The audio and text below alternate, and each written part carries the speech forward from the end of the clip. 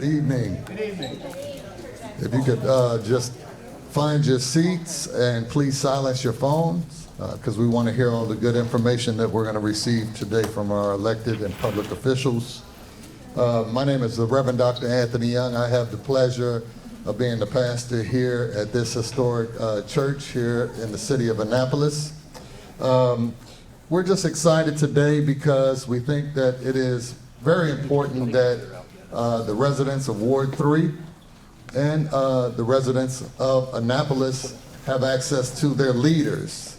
And so this evening's town hall provides an important opportunity for the residents of Ward 3 and Parole to engage directly with their elected officials. I want to say congratulations to our mayor. The last time I saw him, he was here and he was looking for votes. And so it looks like you got those votes, so congratulations to you, Mayor Lippman.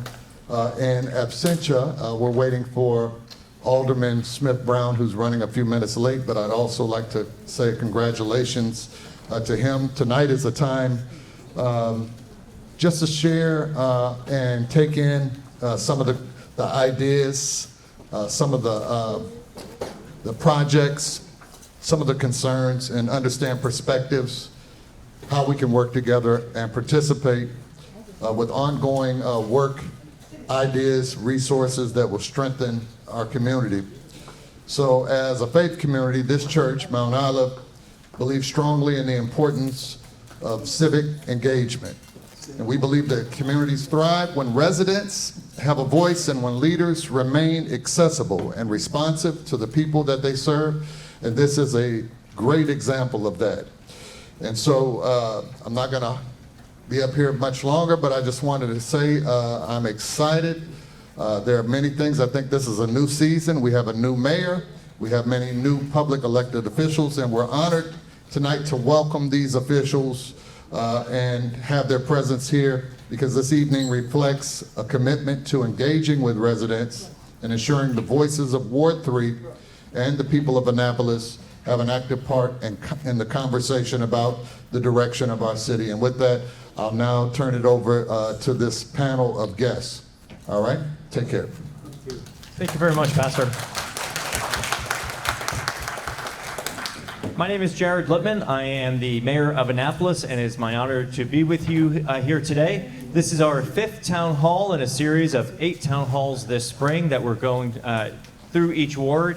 And frankly, you're kind of getting the sweet spot. We're getting a little better of this and kind of rolling things out. We now have names in front of us, which we didn't do initially. I want to acknowledge a few people who are not yet to my left or right. You're further away, so I just make sure I don't miss any city employees. We have Josh on the camera. We have our fire marshal, Bud Zapata, in the back, if you want to wave your hand. We have Laura Richards, who's to his left, my right. Laura does community engagement strategy. And we have Kiana Smith Brown, your alderman. Kiana's been teaching our youth, so we're going to absolutely give him a pass for running a few minutes late. He rushes over from school when we have these evening meetings. I'll pass the, yeah, go ahead. Over here on my right, your left by the wall, we have Ismenia with a few snacks and some information for you. So please, at your comfort level, feel free to get up during the meeting, get some snacks, but check out the information they have for you. They want to help you stay better informed. I don't see other city employees except for the one. Oh, right, Rocio, good to see you. Great. And Rocio is our Hispanic liaison. Ismenia is our Hispanic navigator. And I don't see other city employees except the directors and chiefs to my left or right. So how this is going to work, I'm going to speak for just another minute or two. I'm going to introduce your alderman, Kiana Smith Brown. He'll speak for just a few minutes as well. And then you're going to get an introduction from all the ladies and gentlemen to my right and left. These are your directors and chiefs. And the idea is they're going to share a little bit about themselves, what they do for you leading a city department. And then we're going to quickly get to Q&A. And we're going to get to hear the questions that are on your mind. Most of our experience so far, most of the questions that people have aren't for Keanu and I. They're really most directed to our directors and chiefs. And that's the idea here. We want you to see that you're your city government is led by very capable, experienced people in all these various positions, and they have the direct information to most of your questions. So we're going to most likely pass the microphone to them to answer your questions. When you have a question and we get to the Q&A, just raise your hand. Give a second to our helper, whoever that is tonight, to bring the microphone over to you so that everyone can hear your question, especially the panel before you. And then we'll, when we wrap up towards the end, we're going to stay on time. We'll be done by 8 o'clock. Leading up to that, we're going to make sure we have a little time for just mingling. So sometimes people have questions, they just didn't want to ask it, or they just want to have just a quieter conversation. The directors and chiefs will hang out, and Keanu and I will hang out until 8 o'clock to make sure, thank you, Laura, to make sure that your questions get answered. So it's a very nice night. Laura's pointing out, this is again, we're getting better at these. Throughout the room are these flyers with a QR code. This is a way to get continued feedback from you. And so this is an effort, the whole thing that we're doing here and other things we're doing, we're trying to make sure we're staying engaged with residents, that if you don't come down to City Hall, you still have a way of connecting with us and sharing whatever your local concerns are. We're also doing neighborhood walks and residential office hours because we want to be with you and in the community. So that will wrap up my initial comments, and I would invite your Alderman, Keanu Smith-Brown, to share his thoughts.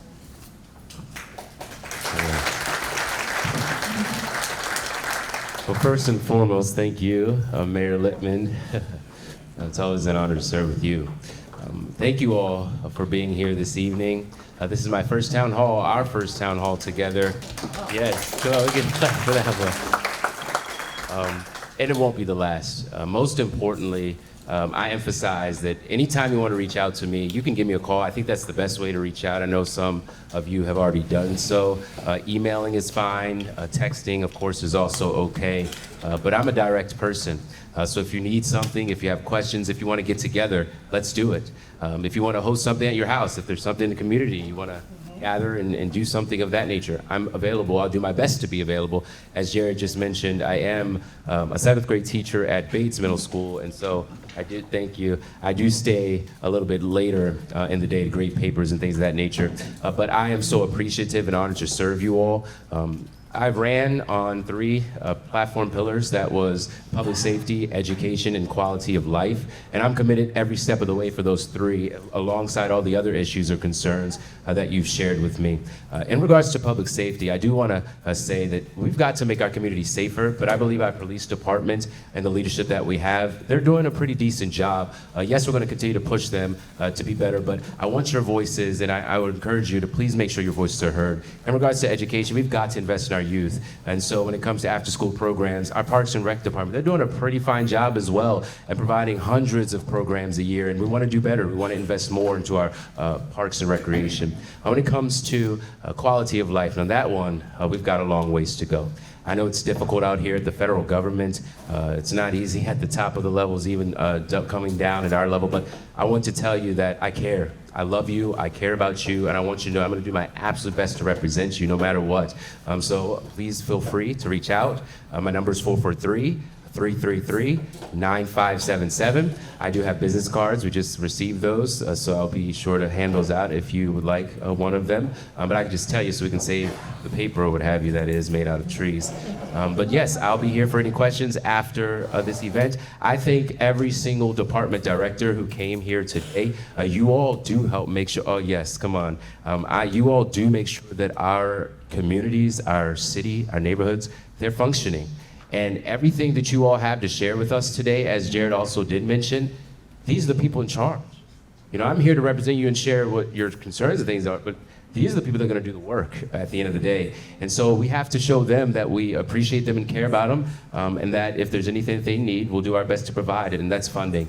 So we do want to make sure our departments are fully funded as well. But blessings to you. Thank you. I cannot go without saying thank you to Mount Olive, the historic church here in Ward 3. I just have to say thank you. I never would have thought I would have this much support from the church, but the pastor, thank you for being here. Oh, there you are. Come on, can we give our pastor a hand? Yes. And to Denise as well, and to all the other support. But Denise, please give her your love and blessings as well. She was here helping to make sure this is. But thank you all. I'll be here, okay? I'll see you. Jackie, if you can kick us off introducing yourself and what you do, and then we'll go down the line that way, and then we'll start with you, Roz, for the rest of the way. Good evening, everyone. I'm Jackie Gild. I'm the Deputy City Manager for Resilience and Sustainability, which means I work with all the departments on creating a better environment for the city, cleaner land, air, and water, and helping us with our energy needs as well. Oh, it's a close, okay, there we go. And the Harbor Master also reports to me, and I work closely with Recreation and Parks. Good evening, everyone. My name is Matt Flinner. I'm the Director of Central Services. Please forgive the mask. I'm overcoming a cold like other folks in the audience I see. I think we all got the same thing. I'm the Director of Central Services. In our portfolio, we have facility management. We manage the city's vehicle fleet.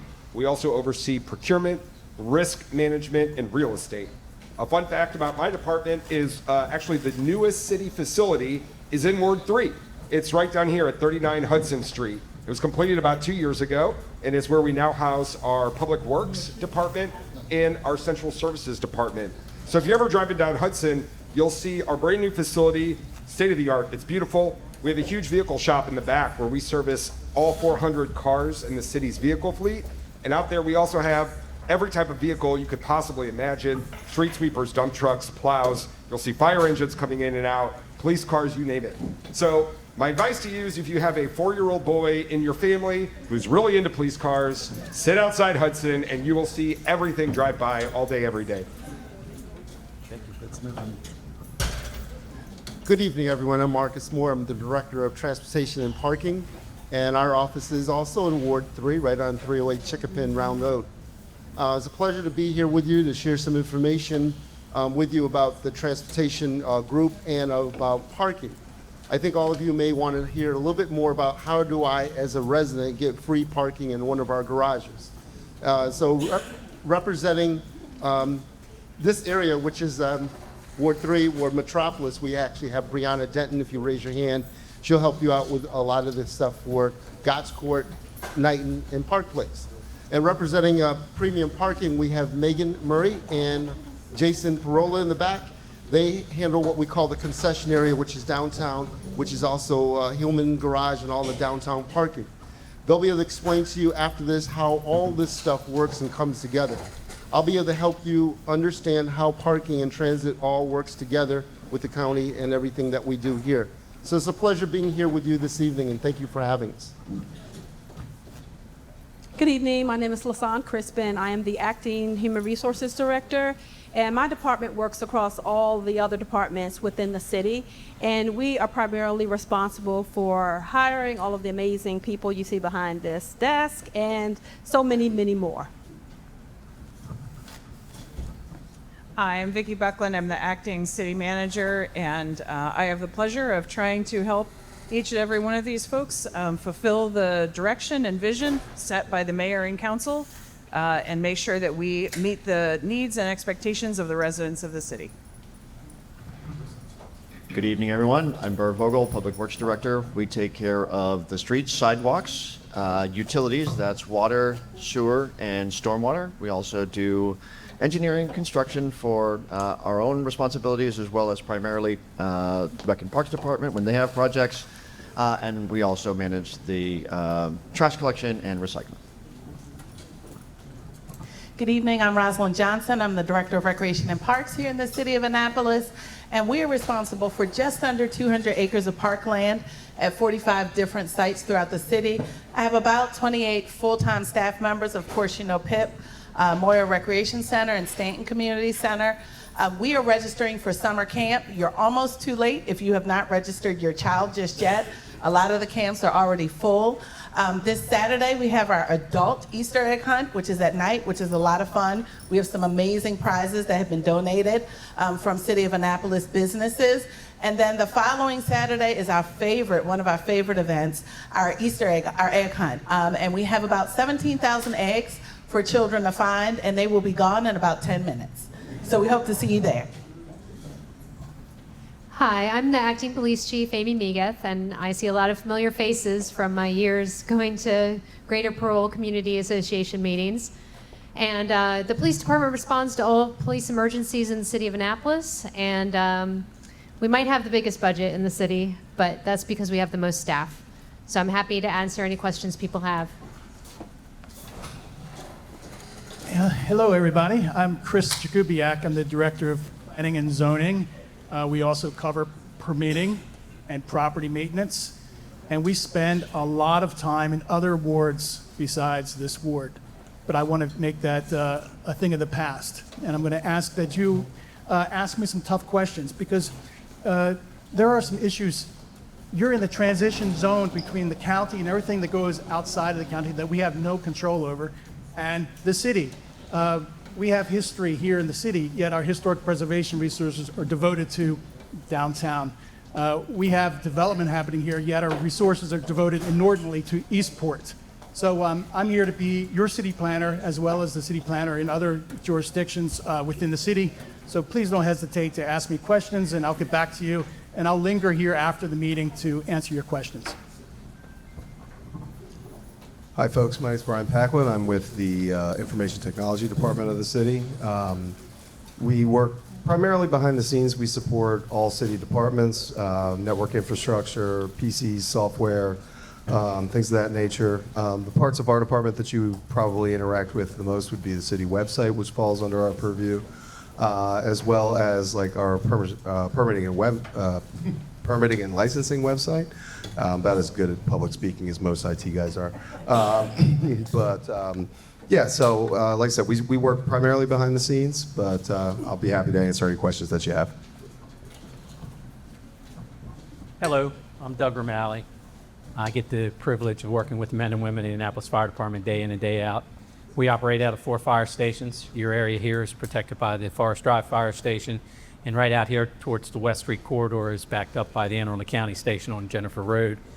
We operate and respond to over 13,000 calls every year, and we have the most dedicated firefighters and paramedics that you'll ever run into.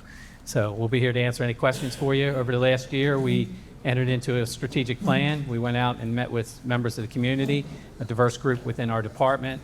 We used a third-party vendor to come in, so we've established our strategic plan. It's on our website, and I'll be happy to let you know a little bit more about that, but it's going to help guide us over the next 5 years in the direction of our department. So thanks for being here. Look forward to any questions. Thank you, Chief. Good evening, Kevin Simmons. I'm the emergency manager for the city of Annapolis. Chief said that she had the largest budget. I have the smallest budget. 7 folks. We're responsible for coordinating and responding to emergencies, disasters, and crisis in the city. We also do a lot of grants. How did you all like the $35 million that you saw last week? You like that? Came out of the Office of Emergency Management. That was a 6-year deal, and we finally got the funding, and we can move forward with City Dock. Because if we don't do anything in City Dock, by 2050, you're going to have a major flood there every single day. So that was a big deal. We also do about 50 emergency plans for the city, and you see us out and about. But I was talking to Pastor for a second, new pastor, just met, and I was telling them how special this place is. This is a special place because this is ground zero for anything that happens in Ward 3. So I can remember my first encounter here. It was on the event after Michael Brown with the riots with Michael Brown. And so we had folks that were going to protest in the city of Annapolis. We tried to reach out to them. We couldn't do it. And Pastor Johnny Calhoun made arrangements for us to meet with them here. We had a great conversation, and we nurtured a great relationship. So now, every time there's a protest, they reach out to the police department, the fire department, Office of Emergency Management, and we work together to make sure that they have a good protest and that everybody involved can get a benefit out of it. Also remember being here with all the churches in the city of Annapolis, that we came here, we got them to do emergency action plans, so when you attend your place of worship, you could be safe. That was a big project we had here. And let's I say September 1st, 2021, remembers that? The tornado, right? This was the recovery center for the tornado. Everybody came here to get services and all. So we We kept working hard to make sure we got everybody back on their feet.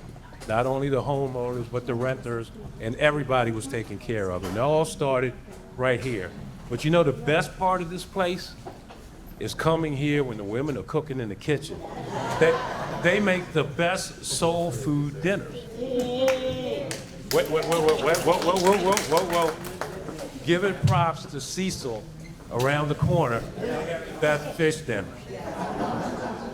Thank you, I'll be here. Thank you so much, Kevin. Can we give a round of applause for all of the directors and chiefs here? You're going to hear from them quite a bit more, but I just want to acknowledge how much hard work they do. For those of us who were at the city council meeting yesterday, just to give an example on a typical Monday, I know my day started around 8 o'clock. I know a lot of theirs started around the same time. Meeting ended at 11 p.m., and a lot of these individuals were involved in that. And then, of course, we start fresh this morning on agenda review at 9 a.m. this morning for the next council meeting, and we're here tonight. They will absolutely break any myth of the 7-hour-a-day type of employee in your city government. They work extremely hard, and the expectations are constant, and they're always very high. Even when we have a snowstorm crisis, and I probably shouldn't mention the snow word, but I did. All of these individuals are working every day in daily contact with each other, and they still had to do their daily things, as did all of their employees that report to them. So you have a very hard-working crew. Before we go on, I want to call out Judge Vicki Gibson. Thank you for being here tonight. Just want to acknowledge you. Thank you.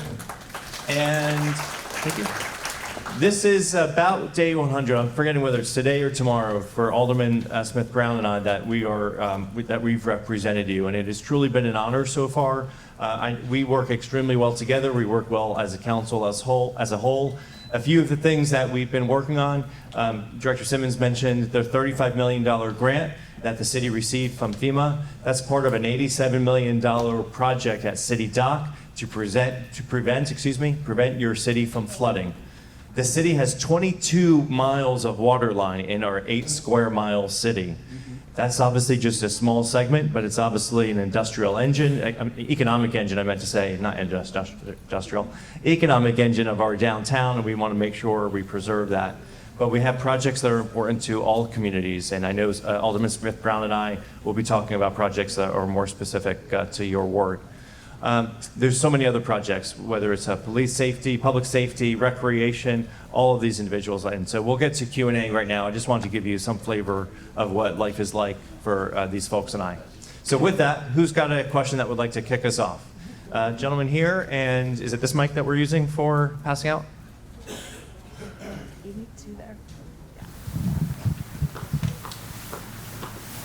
I should have made an aisle. Don't worry about it. Push them out the way. My name's Mark Taylor. How y'all doing? Probably a lot of people in here know who I am. For the fire and police, I live on 413 Oak Line. I'm the only resident around that side that doesn't have parking in front of their house. It was done by my choice because, as he knows, you cannot get those trucks around that neighborhood. So I told him, so parking is a problem out here. The reason that parking is a problem, overdevelopment. When is Annapolis gonna stop developing?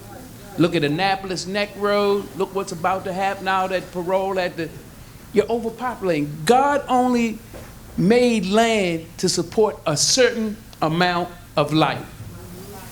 Stop overpopulating. Stop giving these big contracts so that if you think the city's making money, floodplains. I worked for Anne Arundel County for 33 years.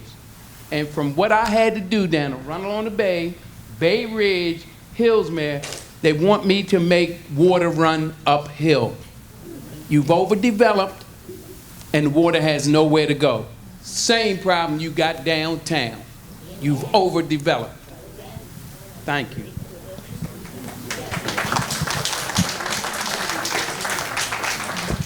So I think a lot of directors probably have something to say about this, but Director Jakubiak, I would like to, if you could share about how much open space we have available to grow in Annapolis. Obviously, I'm being facetious by saying that, and because I know you have a perspective of where there's room to develop and not in Annapolis.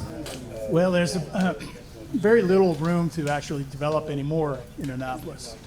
The development that you're most likely to see or witness over the past decade has been on the other side of the city-county boundary. I think the development you'll see. Closer to you. Thank you. The development you're like. Yes, sir. Oh, start over. Yeah. So I was just saying that there's very little land left in Annapolis to develop. The land God gave us is mostly housing cars and parking lots and streets and roads now. There are a few parcels of land that can be developed, but not much.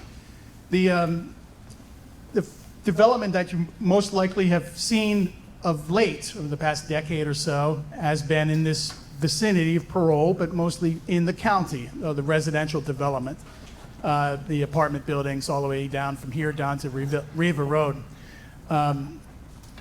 What the city's plan for development is moving forward is the gradual improvement of properties along major corridors in the city that makes things more walkable and enjoyable. So a mix of housing and commercial to move away from the unsafe conditions on West Street, for instance, and make them safer and more attractive and friendlier to people of all ages, including kids.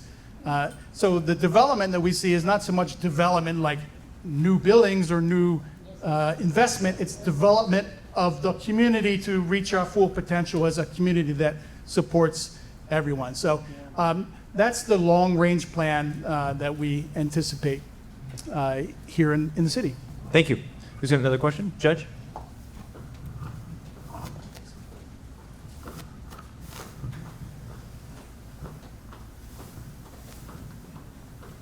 Thank you.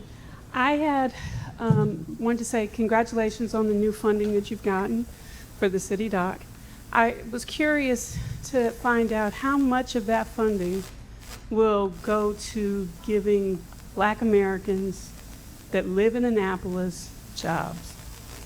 The other thing I wanted to find out is, now that there's all this overdevelopment, where are the people who are not lower income and not upper income supposed to live?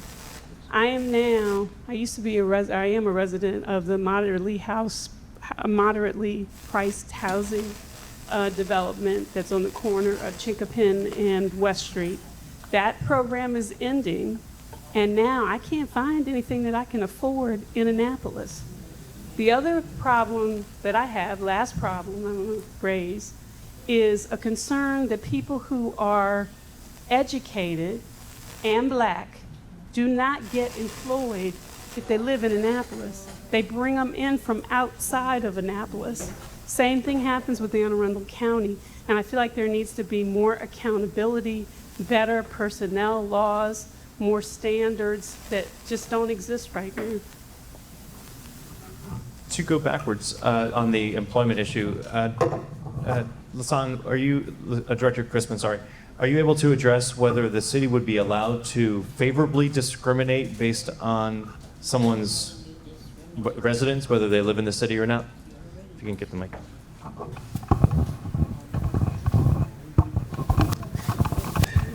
No, that's a great question. So the short answer is no, but there are ways that city residents can receive not preference, but receive additional information on how they can apply for those positions, how they can be considered.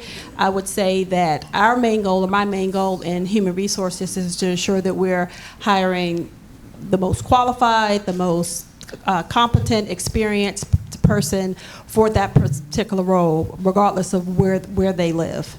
And that's how we're applying those sorts of measures to ensure that we have the most qualified person in the role. Thank you. To your middle, I'm trying to address her two other questions as well. To your middle point about not enough middle-sized housing, it goes by different names: middle income, middle size, that moderate price. I agree. And one of my desires, and I've already started conversations with Director Jakubiak, is how can we have policies that incentivize the development for investor development to incentivize them to produce more of that housing. Right now, if you're an investor, you want to mostly produce single-family housing because that's the most profitable. So how can we either speed up permitting, incentivize by having pre-approved plans, or how else can we be creative to change that dynamic so that the investor looking to build more housing says, actually the most profitable thing for me to do aligns with the city's goals of having more moderate-sized housing. So I hear you, I agree with you, that's a concern, and it is a part of one of my policy initiatives. Your first point about the City Dock project, I don't view that as a project for one group or another. The goal of that project is to stop flooding, and that's to help people of all races and ethnicities. One of the wonderful things about that project is that it's meant to not just be a barrier to water, but to have an elevated, activated park. And what that means is a grass area and other areas, a stage that will actually attract people so that everybody in this room and your neighbors say, oh, let's go spend the afternoon at City Dock. And so it's not just a feature to stop water, but it's something that attracts residents, not just tourists, to that area. So that's my hope for that project. And most of the projects that we do are meant to be neutral to race and other backgrounds. I know we had a lot of questions in this area. Sir in the black? My name is Willie. I live in Annapolis Towns at Neal Farms. We have an HOA. They do not, we pay city taxes because we got annexed into the city, but we don't get trash picked up. We have to pay for it through our HOA and the snow removal. And that shouldn't be right if we're paying city taxes. Okay. So, and it's been going on for at least 4 years. The neighborhood has probably been around for 5 years. I've been there 4 years. Okay. Is that something, Director Jakubiak or Buckland, that you can answer? Oh, I didn't know you was here. That's my neighbor. She's the president of our HOA. Okay, very good. Let's try to get an answer to your question. Start. Private roads are a real challenge. And certainly, since I've been here, it's something we absolutely discourage. In fact, we would not today approve a development that had private roads for those exact reasons. It's simply not fair. And typically what we see happen is a developer tries to squeeze in as many homes as they can to maximize their own profits. But ultimately, maybe the first generation of homeowners or people who occupy those homes know what they're getting into, and they understand what those homeowners association fees are. But 30 or 40 years down the road, now people are starting to encounter problems, and they didn't necessarily know that they weren't receiving the services as everybody else. So it's going to be a very difficult thing to completely unwind, but we do recognize the challenge of private roads. So I don't understand though. You're saying a private road. I mean, it's about 4 streets, and 2 of the main streets belong to the city. So I don't understand why you're calling it private. If the main streets belong to the city, we would collect trash on them, and we would also plow the snow. What? Can you give me the name of one of those main streets? Joseph Johnson. Okay. Joseph Johnson from the plane will exit out and become a main road. They have plans to build townhomes there. The question that we have is that we have to pay because they say that they cannot come with the noise ordinance early in the morning. I'm sorry. I apologize. They can't come early in the morning. So we also, because Joseph Johnson is a main road, they do come, but they send this very tiny pickup truck that will come and plow snow. He might as well not come. And he comes and he only does the back area. So, we pay the taxes for that, but the person he comes like in the heat of the night, and it's a truck where it looks like a truck. I think this is something I'll take back to the office, figure out with my team. I'm not familiar with this particular concern, and I'll work with Keanu Smith-Brown to get an answer back to everyone. Ma'am, can you make sure that you, at some point tonight, scan that QR code so that you submit your name and email and concern, and that way Director Vogel will have your information and make sure he can get back to you. Okay, thanks so much. In the back checkered shirt, please. Wait for you to get a microphone. Sorry, Laura, I sent you to the furthest place possible to. Question too. All right. Hi, my name is Victoria Johnson. I live right here at 12 Dorsey Avenue. And I would like to know who's in charge of new construction at 14A Dorsey Avenue, where this new big house is being built. I didn't know that construction workers can park in front of my house at 6 o'clock in the morning and start construction. I didn't know that they can finish construction at 7 at night. I didn't know that you had trash built up back there behind the new construction that didn't left for almost 2 to 3 months. And also, I didn't know, if it wasn't for me calling Recreation and Parks in the morning, that they were tearing up the walkway for us to get to Chambers Park. Also, I didn't know that you can take down signs that was going to Chambers Park and just leave them laying there like trash. And also, I didn't know, I've been here ever since I was born. We got rodents coming from the trash area. Rats. We never had rats out here. We never had where kids cannot walk onto a playground. Chambers Park's supposed to be historical. People come there to see Breonna Taylor. You gonna let rats walk across the people that comes into Chambers Park? But something needs to be done with this new construction. You putting up a $660,000 home, and can't nothing be done with those construction workers? Thank you, ma'am. I appreciate you sharing those concerns, and I just sympathize with what you've described and the impact on your quality of life. So I appreciate you sharing those concerns. I'm going to look to my left to see who would like to. Okay, Director Johnson. Thank you. As it relates to Chambers Park, I believe you're talking about the house, if you're facing Chambers Park, the entrance, that house right to the left. So that sidewalk was on their property, Recreation and Parks property. So when the person purchased it, the sidewalk had to be moved because it was technically on their property, and they had to move it over to Recreation and Parks property, even though it's been there for, I think since the park was built, it feels like 30 years. So we had to work with our attorney and their attorney to get them to relocate the actual sidewalk. So that's the reason for that, and that was their responsibility to do. So I can talk about that part of the sidewalk. The signs, I can have our guys go out and look at the signs to see.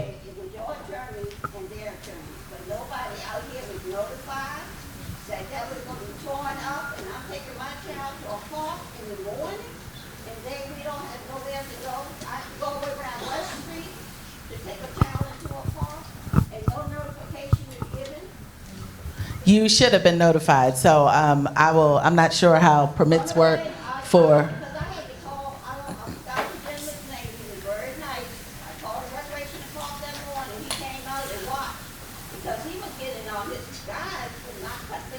Rodney Dillard, that's who, yeah. Absolutely. And we were somewhat just as shocked as you were, because we signed the agreement, I want to say almost a year ago, maybe a year and 4 months ago. And then it took some time, I guess, the transfer of property, the sale, and all those other things. But I'll turn it over to Chris, who works with permits. Well, no one should be constructing at 6 o'clock in the morning. Thank you for letting me know. We'll have someone out there to shut that down. They have to start at 7 or later, and they have to be stopped by dusk. So someone's run afoul of the regulations in city code. But thank you. This is how we learn about things. We can't be everywhere. Thank you. I did call to your office, the Will office down here, and Will answered the phone, said, I answer your question, and I have to tell you, translate to somebody else. I called for almost a week, no answer. Didn't get back. Well, I'm not sure who transferred you to whom, but now you got the boss, and I'll take care of it. Okay, I just want you to know, but it's just sad when you see kids going to a playground and rats are running off. The rats are another question. And as you know, these rats have been... What? My neighborhood never if everybody's talking at once, we're not hearing anybody. So I was please just let's do saying, one the person at a rats have time. been a real issue lately, haven't they? And we've been getting calls for we've been sending out our property maintenance inspectors to do that. And I think we're going to need to assign a new property maintenance inspector to rats until this issue gets under control. There's a lot of coordination that has to happen with the animal control at the county. We understand this issue, and it needs to be a bigger effort than just replying to concerns and comments.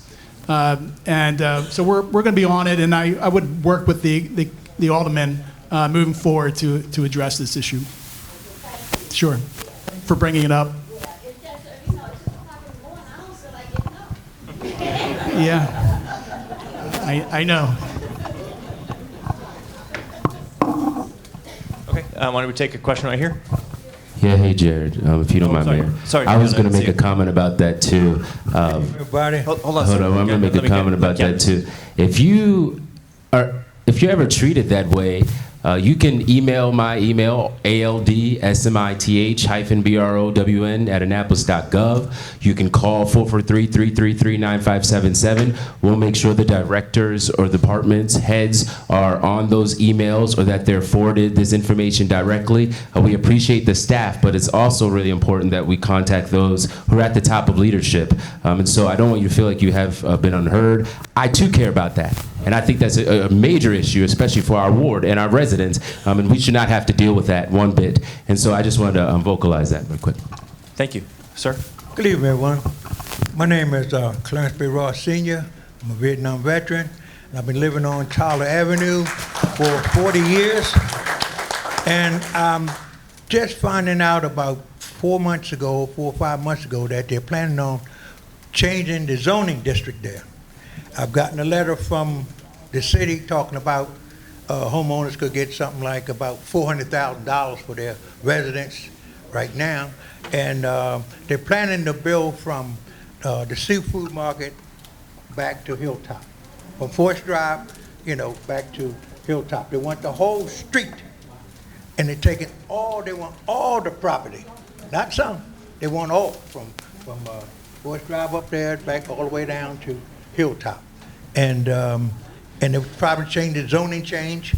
So it sounds like that the developers, as the young man said before, the developers are coming through and they want all the property. They want the whole street. Now, I'm saying that they just did a thing down there on the Back Creek Road down there near Hillsborough down there, and that property just took off. No, what is it? Water? What is that? Quiet Water's back there. Yeah, they built all of those houses back there, and they built those single houses. They didn't do a bunch of houses all together. Now this time they want to come through and build sections of houses, like sections. They want to build sections of houses. Okay, they want to build sections of houses where each property owner owns. So when he buy that property, he can go at 300 yards with the apartments. And then the next one, he can do the same thing. And they want to do the same thing. Well, I don't have that much property, so to get to mine, I only got 80 feet behind my house. But three doors up from me, there'll be those condos that come 3 doors next to me. And so I'm just a little concerned, and I was saying that if they were going to give me $2 million, I'd be willing to move. I would be willing to relocate, because it's going to take $1 million to buy another house.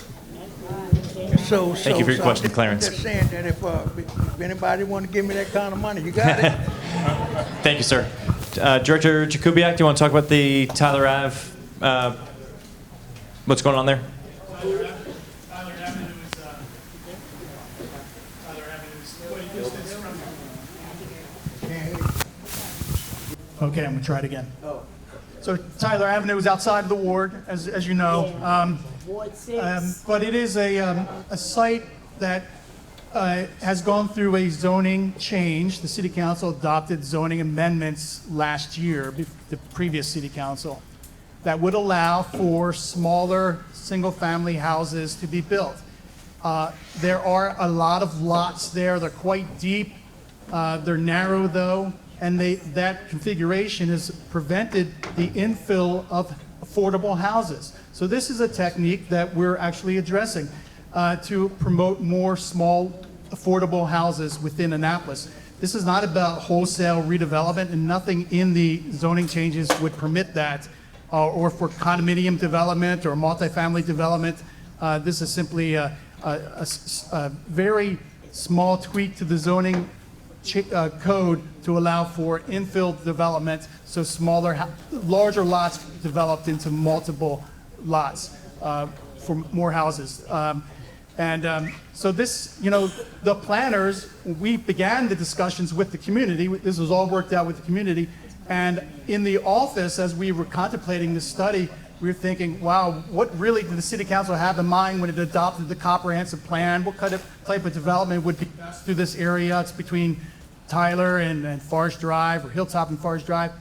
And believe me, the planners were thinking all types of things that could possibly work in that area. When we met with the community, they said, well, we're thinking something much more small scale, just gradual infill. And by the way, it'd be nice if you improve Tyler, because right now it's a airstrip. I mean, it's so wide and cars fly on that road. So we're combining infrastructure improvements to narrow the road down, make it more residential in nature, with gradual infill development of small single-family houses. So that's the message we got from the community, and that's the message that the City Council delivered through zoning changes. Thank you. Pastor, you had a question? And first of all, I also want to reiterate the thanks of all of us to allow us to have this event here. This is what community engagement is supposed to be about. And so I appreciate you facilitating this. We appreciate you, Mayor. Just real quick, brevity being important, because I know we need to ask short, concise questions so we can get specific answers. Just so, two parts. Serving here as the pastor, I'm in touch with many people in the community in Ward 3 and outside in different parts of the city of Annapolis. So there are two things that come to me all the time, to the mayor and the aldermen and our distinguished guests. Number one has already been mentioned by Chris. We are talking about the reoccurring theme of affordable housing. There's a systemic issue here in the United States, and let alone right here in Annapolis. But when we talk about affordable housing, we're talking about people who can purchase housing most often. There's a rising rent rate. The rents are rising far above the wages that people earn here in the city of Annapolis and all throughout Maryland. What, if any, are we doing, or what plans do you have to develop more affordable housing for the low income? And then part two, there's an issue with our energy. Even here in this building that you're standing in, there were some things that were done at the state with the energy companies not long ago, and we're all feeling the punch. And so just on this campus alone, the 4 buildings, I don't want to begin to tell you how much the monthly energy is. However, it impacts and it punches harder for those who are retired and on a fixed income. And so we're running into a serious problem, Mayor, and I just want to know if at all what plans are there to provide any resources to offset the cost of the rising cost of energy and the housing question. Sure, thank you. Director Jakubiak, I'll go to you in a second on the housing question, but let me address the energy crisis. The crisis in that our bills are going up so much. So the city has very little, like zero, to do with that. So the components of electricity pricing is generation, meaning burning coal or having solar panels or geothermal, something to create the energy. As a country and as a state, we've done a very poor job of permitting more generation. So we have these older plants. Again, this is not City of Annapolis, not even Anne Arundel County, but statewide and regionally, we have older plants that are still burning fossil fuels. They're outdated and they need to get replaced, but nobody wants more generation in their backyards. And so we've been continuing to operate. So that's one problem. The second problem with electricity is distribution. So once you are generating it from somewhere, you need more lines distribution is the big lines overhead, bringing it from there to smaller distribution places. And again, this state, regionally, not surprising, people don't want those big transmission lines going through their neighborhoods. The third piece is transmission. So from generation to distribution to have lots of smaller lines. And again, this state does not in this region. Maryland's part of a PJM, stands for Pennsylvania, Jersey, Maryland, but now it's much bigger than those 3 states, and we're part of that. And so you see when generation is proposed even in Pennsylvania or Virginia, it affects Maryland as well. So as a community, and I say that in a very big region, we need to understand that as we have more data centers, more reliance on electricity, we want to make sure that during storms, when this line goes out, we have redundancy. We need to accept that we need more generation. Now, there are some simple ways to achieve that. Solar power is now cheaper to create than a fossil fuel burning. Every new power plant should have some sort of renewable energy source, whether it's wind or solar or geothermal is another one. So homeowners can now invest in solar panels on their roofs, on their businesses, on your churches, especially a building like this that you anticipate being the same occupant for 20, 30 years. These systems last 20 to 25 years. That's why I say that. You can even if you don't have the cash capital to invest, you can do a lot of loan programs, and the cash flow is still net positive because you're not paying those electricity bills anymore, or you're only paying for the transmission.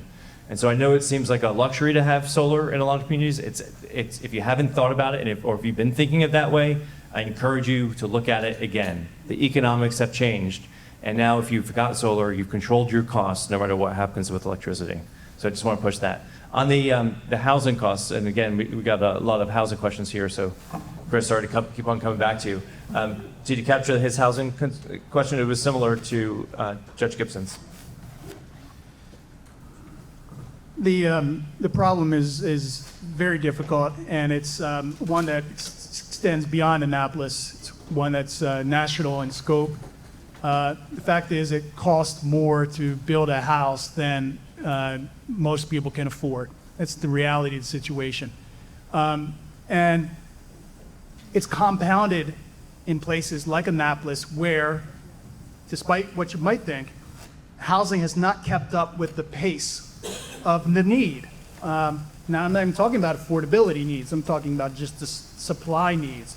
It has driven up the value of houses that exist to the disadvantages of those who would like to move out of mom and dad's house, who would like to come back to town to live, or come back from college and set up a household, or just get a job back in their community again. So we feel this issue in a very visceral way.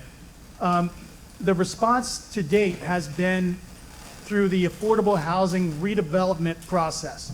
And that's principally the conversion of the public housing development to mixed income. So Robinwood is going through a restructuring now. It will be adding 68 new housing units, including home ownership. So it's not going to be a public housing development anymore. It's going to be a mixed income development. Harbor House and Eastport Terrace is going through the same thing. Add over 350 new housing units. Now that's good for those won't be income restricted necessarily. But the fact is they're adding new houses that will be more affordable because the development's directive is to build affordably. There's no land that has to be bought. There's very little infrastructure that has to be bought. So it's about scraping off the old housing and delivering new housing at densities that can be delivered more efficiently. Now, none of those projects are in Ward 3. They're not in parole, right? So the thinking long-term is what happens on West Street. As West Street redevelops and becomes more welcoming to people who walk, and there are examples throughout the city of affordable housing developers working with the city to deliver a number of housing units. And I think that's going to be the focus moving forward. Of course, we have our MPDU program, which requires developers of private housing now to set aside 15%, priced regardless of the cost, but priced so that the average wage earner can move in. But that's not really a solution to the bigger issue. The issue is principally one of supply while protecting the quality of life of residents that live in the communities already. And I'm happy to talk more about these questions in more depth as we go along, but the mayor has directed our office to turn our attention to this question. We're actually going to be bringing in experts to advise us and the city on a path. Just a quick follow-up on that point. The Director Day from the Secretary Day from the state has talked about how poor process becomes 2/3 the cost of housing. If you think of a house, I'm going to use 600,000 because the math becomes easy. If process is 2/3 of the cost, that's 400,000. Good process for house building is 1/3. So in this example, it's 200,000. If we could cut the cost of building that $600,000 house to 400,000 by what Director Jakubiak was talking about is speeding up the process, then we can reduce the cost of building, reduce the cost of home ownership or rental as well. This is not something we completely solve on the city level. This involves the state and some national priorities as well. We can't change everything, but we're working on what we can do on the city level to make things faster, more predictable, and more efficient. A gentleman over here, and then I saw a hand back there. Okay, before you talk right quick, I do want to mention something because you mentioned about housing. We've got to be for real about this, y'all. We got to come together as a community. We have to unify and trust in our family members as well, because oftentimes we see, especially when elders are getting of age and they're looking to either move out of the property, the families are so willing to just sell it off to the next developer. We cannot continue to do that. We cannot allow for developers to take advantage of us. Now, I know we have a developer or two in this room. It has to be a mutually beneficial relationship. Our voices have to be heard every step of the way. It has to be an inclusive and communicative process. So yes, we want you to be able to get that $1 million or $2 million, but at the same time, that property is worth more, and that investment in that property should not be given off. We got to make sure that someone after you, whether it's a family member or someone close, has access to it. Thank you, Alderman. Sir? Good evening, everyone. It's been a minute, but I want to piggyback on what my buddy Mark Taylor was talking about. We all know this community has been flooded with cars. I live at 106 Rosewood Street and Hicks Avenue, and you cannot come out of 106 Rosewood going to the old Forest Drive. You can't see traffic coming there. Most of these corners in this community, you can go out there right now. If you go to any corner, you got to inch your way out just to get out to see if a car is coming. And God forbid anybody get hurt. You know, you got people speeding through the communities. You know, we talked about, I think I talked with you about, they said we couldn't get speed bumps. I don't know how's that handled and all that, but like I say again, this community has been flooded with cars, and I don't know what can be done. You see some curbs that are painted, which hadn't been painted in years, with the red lines. Some do, some don't. So I just want to know what can be done with getting that process. Thank you. A little bit split between Public Works and Transportation, so we'll see if each of them would like to. I'll start with speeding and safety at intersections. Those are absolutely Public Works issues. I would ask that all of those concerns, if you'll raise them with your alderman, he and I will get together, and we have a traffic engineer. We have the ability to put up new no parking signs. Of course, there's that's got to be a community kind of engagement, because there might be people impacted by that loss of parking. But these are things that I work on with the Public Works team all throughout the city. I don't know of too many active issues related to speeding in this ward, except for Admiral Drive, which has kind of been looked at in the past couple of years. Oh, speed bumps, absolutely. We will do, if there's a speeding concern, speed bumps, particularly elevated crosswalks, kind of a speed table is something that we would do. We don't want something that's going to damage cars, hurt emergency responders, things like that, plows. But that's absolutely something we would look at. It has been the previous policy of the city not to do that, but I don't see any reason not to. One of the things I wanted to point out to the community, because we've only started publicizing it. Besides doing town halls and one-on-one meetings, we're also going to do neighborhood walks. The whole point of that is, and Alderman Smith-Brown, I wanted to also hear this as well, is for when a community says there's something unique about my community that you have to really see it to understand it. That's what we're going for with these neighborhood walks. So if you reach out to our community, we're going to come out, and so like the example that you're talking about, Alderman Smith-Brown and I will take Vogel in this instance, or maybe Marcus if it's transportation. let us know what the issue is ahead of time so we bring the right people. So it's not all of us. It just be like 3 or 4 or 5 of us, and we'll come down and see what you're talking about, if that's a help to describe it. I know that it's hard to come to this sometimes and describe every situation or to city council meeting to do that. So I just want to put that out there. That's what the neighborhood walks are. Before we move on, I want to make sure our Director of Transportation had a chance to answer the second half of your question. Thanks, Mayor. One of the things we look at with red curbs, we're going to talk with our Public Works. We have a traffic engineer in our Public Works department to see how we can make the areas a little bit safer. Anytime we do these red curbs, we're going to lose more parking.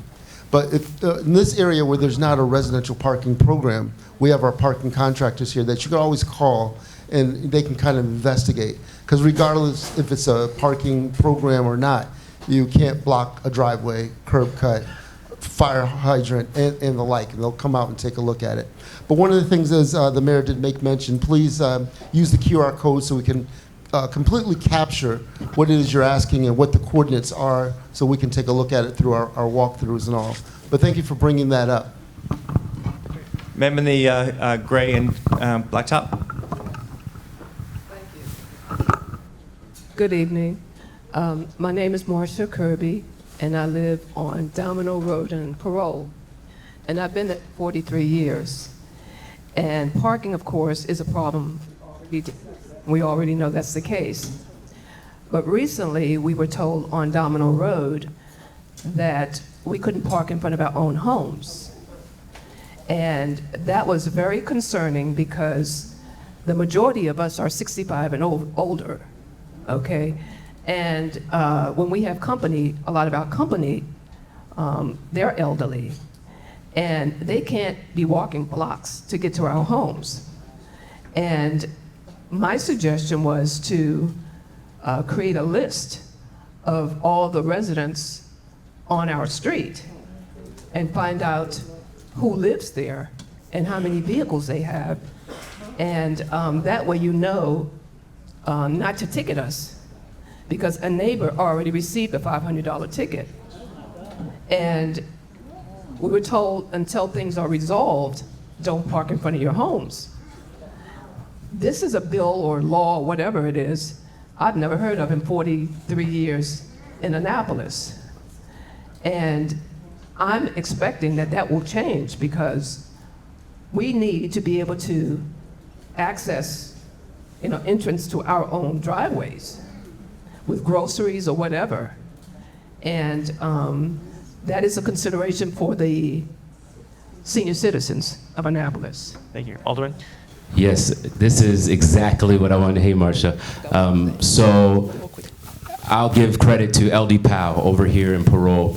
He approached me and shared that he received a $200 ticket for parking in front of his driveway, and he was wondering what I could do, what the city could do to assist him. I looked at the code, because that's what we have to look at. Look at the city code. It's a guideline to all things that we cannot do, the structure of government. In the code, it says you can't park in front of your driveway. But at the state level, you can park in front of your own driveway as long as you have permission and your guest can also have permission. And so I am working with Cynthia, who's one of our legislative support, to draft legislation to update our code so that we can mirror what the state does and allow for residents to park in front of their own driveway, tenants, homeowners to park in front of their own driveway. Now, we do want to be mindful. I did speak with a veteran actually today who called me in Ward 3 and said they have that very same issue. I said, well, hold off for a little bit. I'll be there. I'll support. But I am working to update our code for that very point that you just mentioned. And in the meantime, what do we do? Really, there's but so much we can do, but we can ask maybe the transportation director, because in our code, it's solidified there. You'll get a fine, you have to pay that ticket. So what do? Don't park in front of your driveway. Don't park in any areas that are, of course, marked as red until we find a way to update the code. Okay, and I'll make this quick. I counted 15 of you up front. We need to know you personally. Is there a list that we can receive that identifies each and every one of you so that if we have a specific concern, we don't have to go flipping through a lot of websites to find out who you are? So that those of, you said you're concerned about our concerns, we need to know who to contact rather than spend a lot of time and waste a lot of time trying to find out who is accountable for what. Sure. Ma'am, if you hand the microphone to the Laura on your right, she will answer this question. I'm going to put you on the spot, Laura. Well, I would direct you to the directory online at annapolis.gov. All the directors can be located there, or you can email ombudsman@annapolis.gov.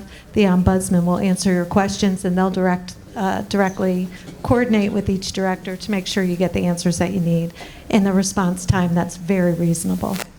Okay. Thank you, Laura. Gentlemen, right, yeah, you with the hat.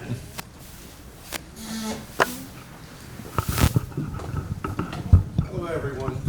Hello. I am a transplant to Maryland. Use the microphone, please. I am a transplant to Maryland. I'm not sure where most of you were when you were 16, but at 16 in 1966, I was signing up for the United States Marine Corps and I'm a Vietnam veteran. Consequently, I'm not just concerned about parole, but I now live in parole. Married a beautiful Maryland woman, and the same thing that made me volunteer into the Marines is the same thing that made me, in '02, turn my yard into a tennis court to change the trajectory of the kids growing up in this community. For no money.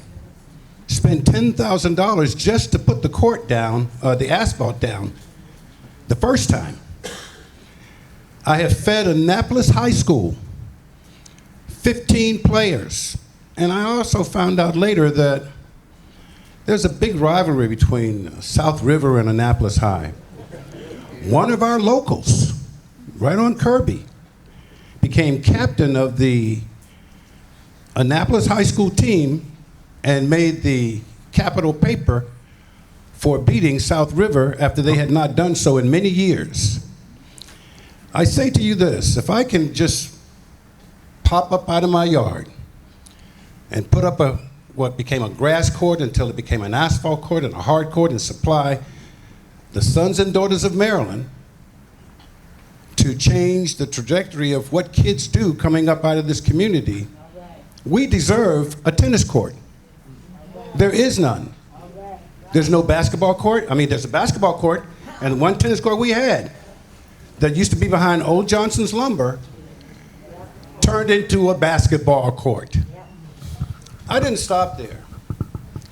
Got sick, had to do some things, bilateral knee replacement, took me out of action for a while. I realized that after having served so many kids, which was Cosmopolitan, by the way, that when they took that tennis court down, all the work that I did, no kid can walk to a tennis court. You walk anywhere in this area and you're gonna find a pickleball court or a tennis court. Fly overhead, you're gonna see pickleball court, tennis court. I bet you in your communities, somewhere along the way, you're gonna see one. Show me one in this community that's not in my yard. It is not fair. I teach our kids tennis at no cost to the parents and or the kids.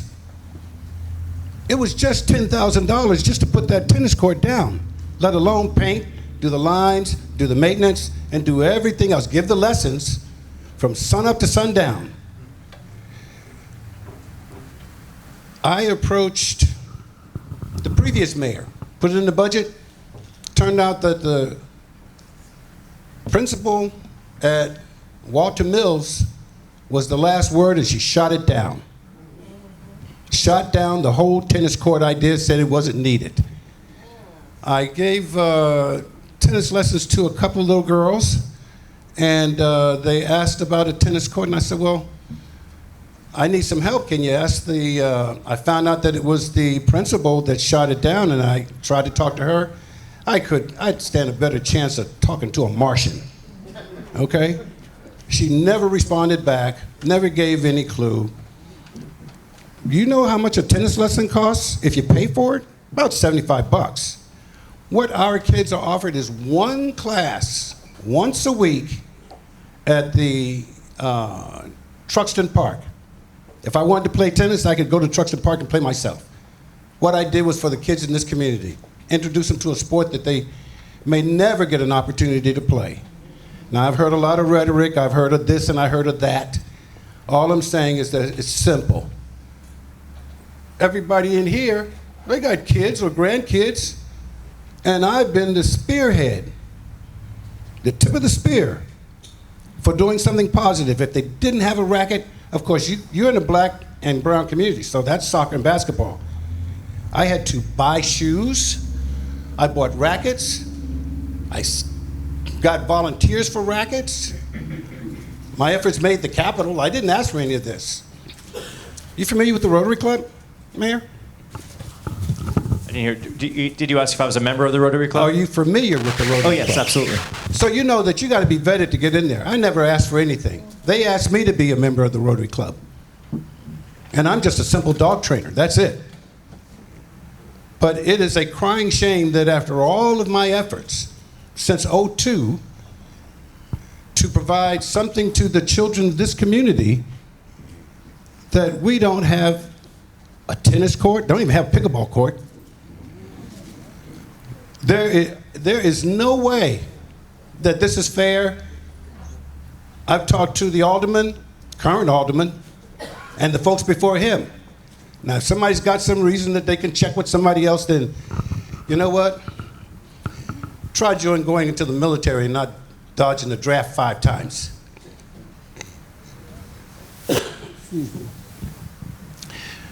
I only came out here because I wanted to be able to give voice to the new mayor and all of those that follow him about what's going on. And every time you pass by a tennis court or a pickleball court, I want you to think about how the lack of them are here. I fed Annapolis High School. We had 15 kids from this community show up at Annapolis High and change the trajectory of not just their lives from being inundated with the idea that there was bad behavior going on to other things. My kids have gone to high school, and when I say my kids, I'm talking about your kids. Josh Lewis went into the West Point, got West Point. I've had kids that get a full scholarship ride on this tennis deal. I have had kids that have gone into college or the military because I teach life lessons on my tennis court. And all the kids that I gave a racket to had to learn, this is my racket. There are many like it, but this one is mine. I'm nothing without my racket. My racket is nothing without me. I'll always play nice and practice safety twice. So if you guys are going to do something to impress somebody who spent on their dime to opportunity to provide services to your children and grandchildren, then show me a tennis court on this in this parole area, somewhere between Chicopee, Route 2, Forest Drive, and West Street. There is none. Our kids cannot just go walk to a tennis court. Hold on one second, lady.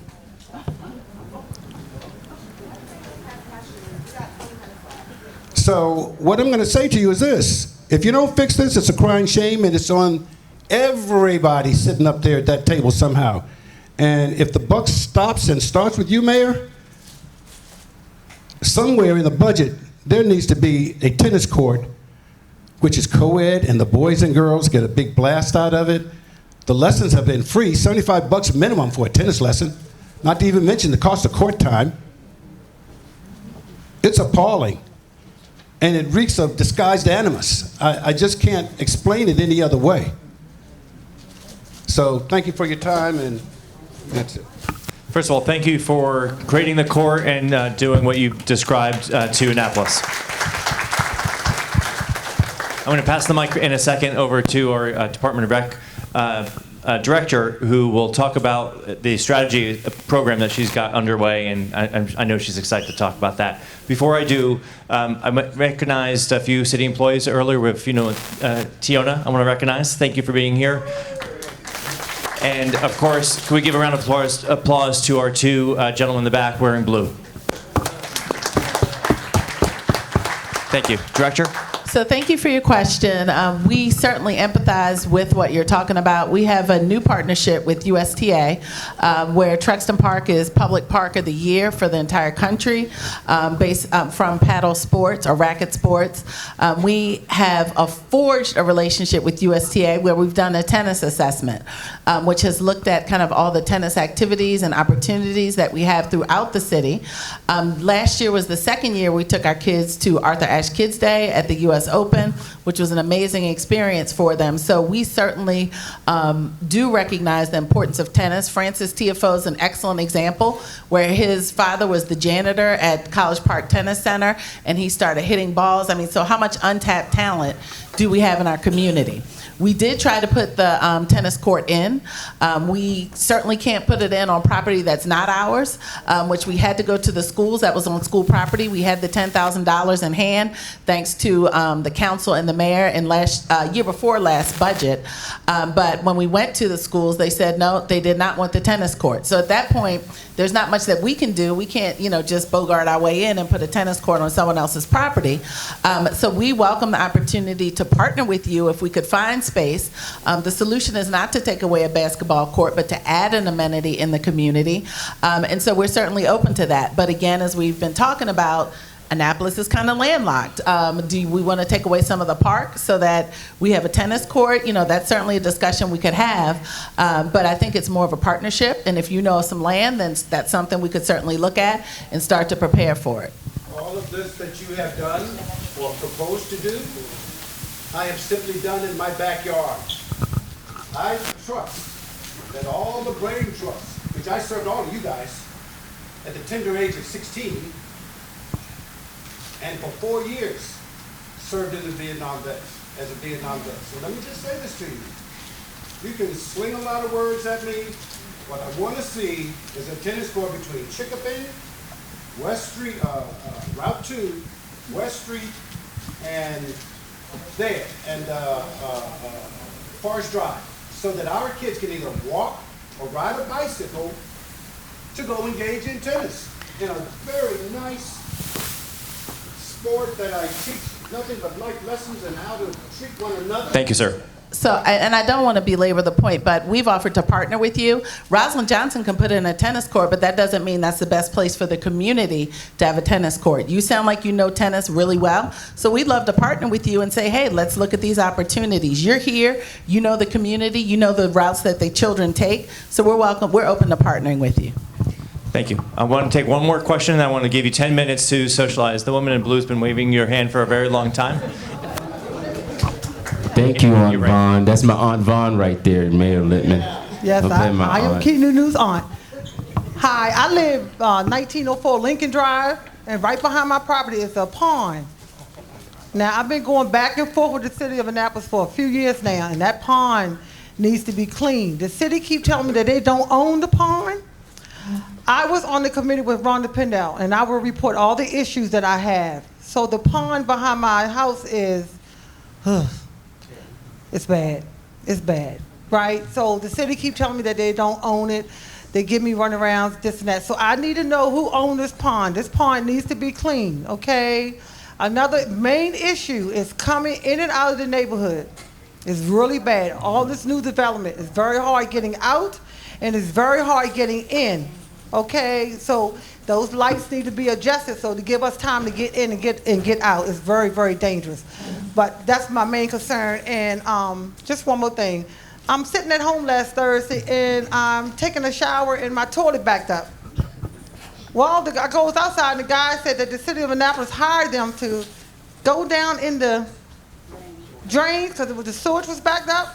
It would have been nice if letters had went out to all the tenants and let us know that they were coming. So, I mean, I appreciate it, but the water backed up. Water was all in the bathroom on the floor. The guy did apologize, but it would have been much nicer if the city of Annapolis would send letters out to tell us that they were doing that, and they didn't. Very good. Thank you for the questions. Appreciate it. And sorry that you got to experience that. Director Vogel, you want to take that last one and any other? I'll just say that we try to communicate every time we're doing a project. I'm not sure I was following exactly the sequence of events there. But again, if you want to reach out perhaps to Laura at the Ombudsman's office or to Public Works, we'd be happy to talk with you about that. That's the particulars of that sewer situation. My main concern and getting it out the neighborhood is my two concerns. So who's going I can't hear you. Who's the, who could answer the question and help her identify who owns the pond near her house? Yes, Chief. I can solve that. Here you go. I'll take that. The easiest way to find out who owns a property is going onto Maryland Real Property Search, and you can see the land plots and see where the property lines are. Well, no, I'm just saying I am the police chief, but I know that's the easiest way to find out who owns the property. So we've had that situation. Okay, so who owns the property? They own it. Everybody here in the public, some place, then the first thing that they don't own it. So you tell me who owns it. No, I don't think it's funny. No one's laughing at the issue here. We're just scratching our heads to try to solve your, answer your question. Okay. So, like I said, I promised to get some time. It's 7:51. This gentleman says he could ask his question in 30 seconds. I'm Irfan. I own property in Annapolis. I invested in Annapolis. I've been here all my life. I love the city. I love the city, what the city is doing. We had a big parking issue out Parole. That's what I'm here to talk about. That's it. Parking. Parking. I would gladly like to work with my new alderman. I tried to work with the old alderman people. We didn't get nothing done. In her area, she got 2-hour parking on her street, the old alderman, but we don't get nothing in the whole Parole area. So I'm looking forward to working with our new alderman and whoever will help him and help with parking. Parking. Thank you. All right. Thank you again. Can we give a round of applause to the directors and chiefs for being here tonight, please? Yeah, it looks like you're about trying to say a final word. Sure. There you go. All right. Well, thank y'all for coming out to. Okay, I know there's a question. Thank y'all for coming out tonight. This is not the end. It is clearly just the beginning. You can reach out to us. We're going to come out again. We'll do the community walks. We'll have another town hall. I'll have a town hall quarterly in our ward. If y'all want to organize something, or if we want to organize something together to have another gathering to talk about the issues and invite whoever may need to come, let's figure it out. Let's organize it. We're going to have to do this together. You know, I'm not here just to do it on your behalf. I'm here to represent you. I'm here to make sure that our voices are heard and that we're pushing forward the priorities. But we got to do that one-on-one, group on group. Unity is what this is going to require. And so I ask that of you just as much as you're asking of every single one of these department directors to do the work, because that's what they're supposed to do as well, the work. And so we appreciate you, Mayor Littman, for even organizing these town halls. I can say that you've done a fantastic job in trying to make sure that we're hearing the community's voices. I can really say that. And I look forward to working with you. And on top of that, I know I'm going to work to address that problem with the transportation. I'll work with, I know you weren't able to answer, Ms. Candice, the question on transportation about parking in front of your parking lot or your driveway, and seeing if we can maybe remedy some of that in the meantime until the code is updated. I think that would be a great help and support. But blessings to you all. Thank you. Thank you.